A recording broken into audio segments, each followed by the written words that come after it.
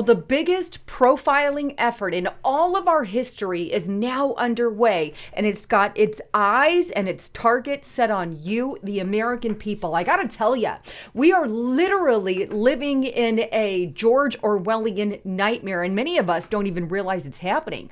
We are being tracked, we are being traced, everything from our phones, where our phones go, the movements they make via geofencing, to tracking of our genetics, to our biometrics, to our faces, to our biology, to our even very behavioral biometrics, how we walk and how we move. And these systems are being created at law enforcement, the FBI, the CIA, mega government agencies, and they're all sharing this information with each other, including big tech, who monitors and tracks and watches the way that you spend things, how you spend them, what you do, and they can even predict your future habits, when you might want to buy that quote unquote next car.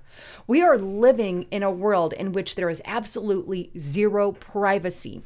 And I got to tell you, in today's report, I've got some really terrifying when it comes to surveillance things that I want to show you. But the truth of the matter is, you could be on their naughty list or their target list, their enemy list, and you may even not have any idea what they're after, but they've already created a profile on you and labeled you a conservative or a Republican, or you're on their good side, attaboy, for being a Democrat or a liberal. They are going to lock you in as friend or foe. And keep in mind, this data can be used against you in the future. This is kind of stuff that we have to battle on a daily basis, and it's just a crazy world in which we live. But before I dive in, check out my sponsor at healthwithlisa.com. If you guys have not tried this collagen, please check it out. If you're looking for something to kind of aid and help with those wrinkles and saggy skin, this is absolutely something that could aid and help with that. I take it in my coffee every morning. It doesn't clump, it stirs up. And by the way, 60-day money-back guarantee. You cannot go wrong. If you don't like it, send it back used.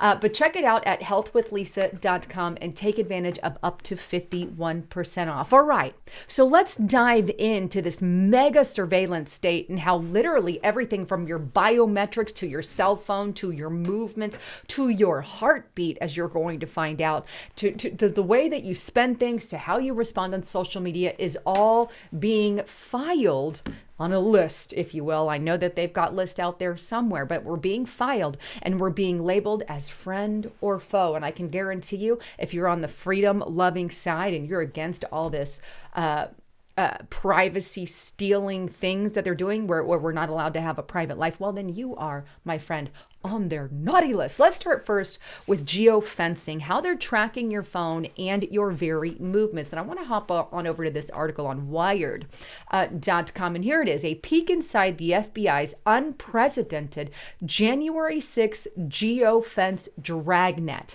And in case you kind of get an idea of what that is, it's basically they're putting an entire circle around an area, say 4 or 5 acres or whatever, and they want to know who all had cell phones in that, what their names are, and all of their information. But here's what that article details. And I'm going to get straight into that article, same article here. And it says, the FBI's biggest ever investigation included the biggest ever haul of phones from the controversial geofence warrants. Court records reveal a filing in the case of one of the J6 suspects, David Ryan, shows that Google initially identified 5,723 devices as being in or near the U.S. Capitol during the riot. Only around 900 people so far have been charged, right? Well, the filing suggests that dozens of phones that were in an airplane mode during the riot or otherwise out of cell service were caught up in the trawl. Nor could users erase their digital trail later. In fact, 37 people who attempted to delete their location data following the attacks were singled out by the FBI for greater scrutiny. In other words, you start deleting stuff on your phone, they're going to get you more, and they're going to get you harder and scrutinize you even more. I mean, this is insane. That's your data, your information. Geofence search warrants are intended to locate anyone in a given area using digital services. Because Google's location system is both powerful and widely used, the company is served about 10,000 geofence warrants in the United States each and every year. In other words, the fact that the FBI went to Google and requested 5,723 locations on these cell phones that were in the J6 area is unheard of. And the fact that Google said, hey, yeah, let's just do this, and every year they're doing it over and over and over again, is a complete invasion of privacy. And Google actually has a 3-step process to how they are giving this information to the FBI and what's specifically being requested. That's kind of important, right? We'll take a look at that same article there. In that same article there, and it says Google has a 3-step process for geofence warrants to narrow their scope to only those most likely to be guilty of a crime. Okay, the first step, right? The FBI asked Google to identify all devices in a 4-acre area, including the Capitol and its immediate surroundings. In the second step, right, the FBI asked Google for a list of devices that were present at the Capitol from certain times on January 9th. And the third and final step here, the government sought subscriber information, including phone numbers, their Google accounts, their email addresses for 2 groups of the users. In other words, all that information was obtained on you, whether you committed a crime of going into the Capitol or not, whether you partook in a riot or not. Now they have information on 5,723 people just for being and standing in a certain area of the Capitol. In fact, they actually have some strange equipment, that dirty equipment, if you will, that they can use at protest rallies. This is on Electronic Frontier Foundation, a quick and dirty guide to cell phone surveillance at protests. Yes, they absolutely surveil you at any and all of these protests. But hey, on top of monitoring your every move, which is what your little beautiful cell phone does, it goes around and monitors, and there's ways around it. Obviously, you can leave it at home. This is one of the reasons I personally use a VPN. But either way, they're not just monitoring these little bad boys. How about the fact that they're also doing genetic profiling? More specifically, they're tracking your DNA, your genetics. And they want to do this, by the way, starting from birth. But in case you don't know, let's go to genetic profiling. And this is just the procedure of analyzing the DNA in samples of a person's body, tissue, or bodily fluid for the purpose of identification. Now, they want to start really massively doing this in our children. Genetic profiling of newborns, ethical and social issues. This is, by the way, on the NIH National Library of Medicine website, which is absolutely being entertained, and they're already doing it at a level. But imagine having all the health profile on a baby, the genetics, what they're prone to, what they're not prone to. Is this child going to have fill in the blank in the future? Well, if they are, now insurance could potentially deny that child, because he's at risk of diabetes or at risk of cancer, at risk of filling the blank. There's a lot of ethical issues that can be addressed, but not just that. How about the fact that they're really taking this on an entirely new level? Take a look at this. And I found this on Vice, but genetic profiling and predictive policing are taking us to the pre-crime future. It goes on to state this, and this is a quote: "We already do what's called predictive policing or hotspot policing, which is based on statistics of where certain crimes happen," said Colleen, program manager for Stanford Center for Integration of Research on Genetics and Ethics. Now we're going to look into the behaviors of individuals to predict whether they might commit a violent crime, and genetics is a part of that. Keep in mind, I'm going to have the next couple sections here will be on your behavioral biometrics, but for this one, I'm talking about genetics, right?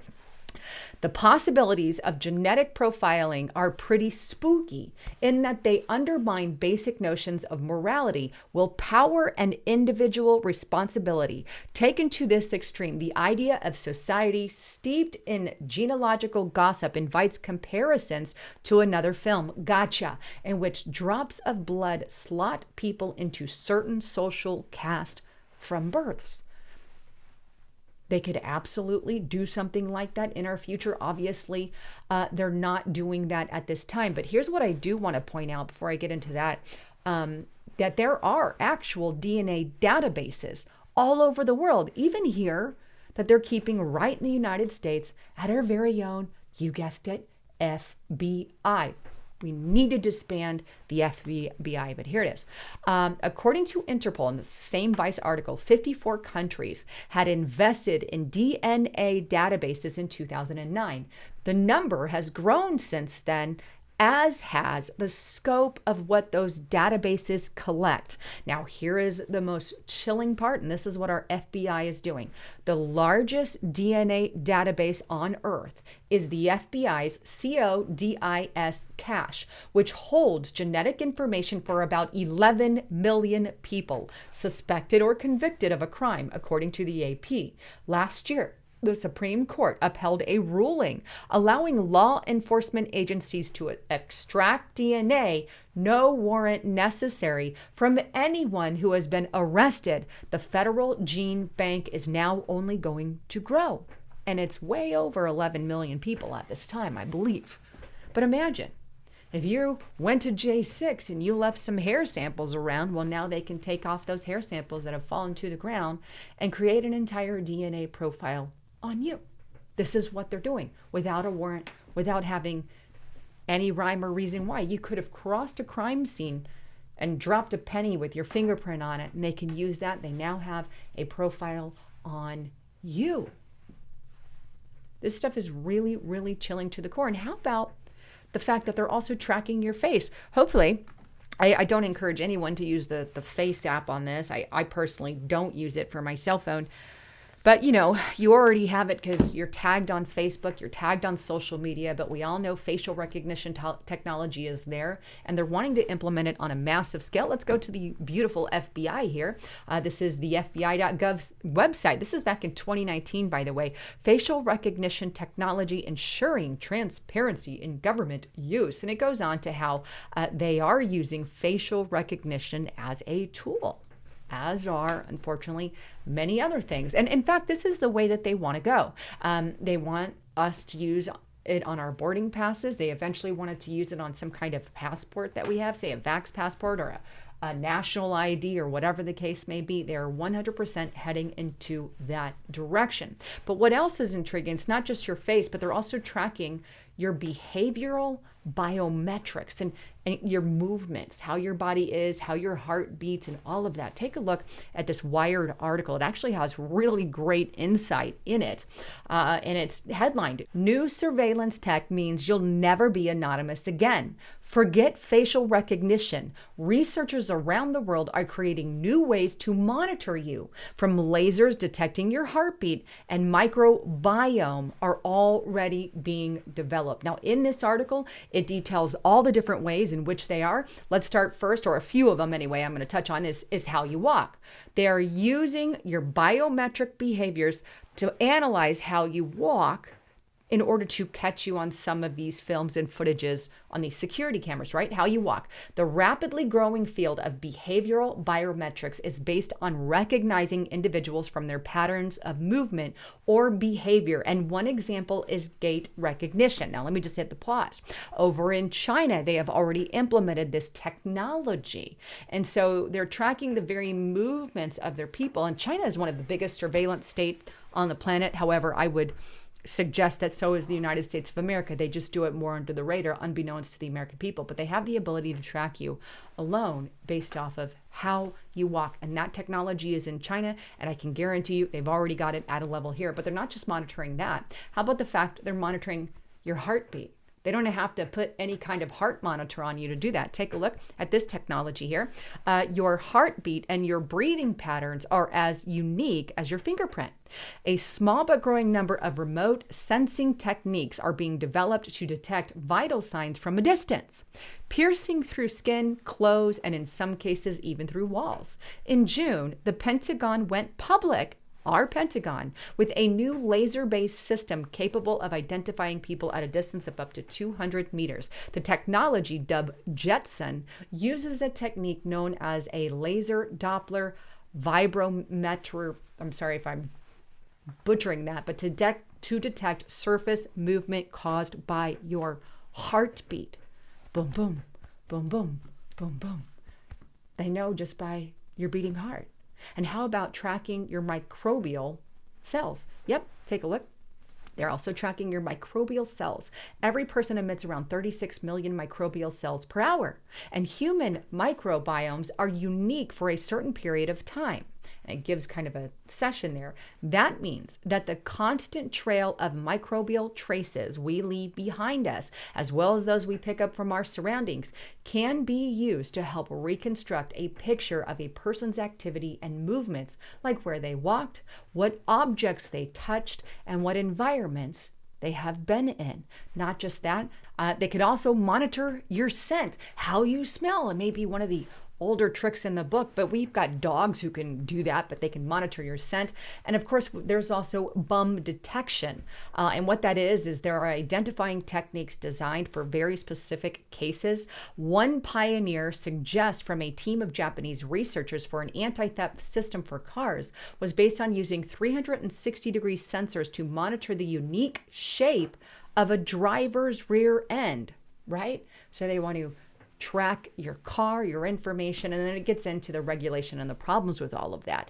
But either way, to be able to have the ability to monitor your smell, to monitor your movements, the way you walk, where you walk, your biometric behaviors, from your heartbeat to your very microbial patterns. I mean, we are living in George Orwell's 1984, but worse, if I could add, as far as the tracking is going. And not just that, there's also a ton of other things they're doing, like they're tracking your social media. We know that they're doing this, and it's everything from the police departments to the FBI to the CIA to our United States government. Here's just a quick article on that, and this is on ABC News, or NBC News, excuse me. Careful what you tweet. Police, schools tap social media to track behavior. Here's The Guardian. Exclusive. LAPD partnered with tech firm that enables secretive online spying. So we literally have the LAPD, in this case, partnering with big techs to, well, see what kind of is going on online. We already know through the Twitter files that that is exactly what these government agencies have been doing with Twitter. And if they're doing it with Twitter, they're doing it with Facebook, they're doing it with Google, they're doing it with YouTube. Fill in the blank, which, by the way, is just another reason that I've encouraged you guys to get to restrictedrepublic.com.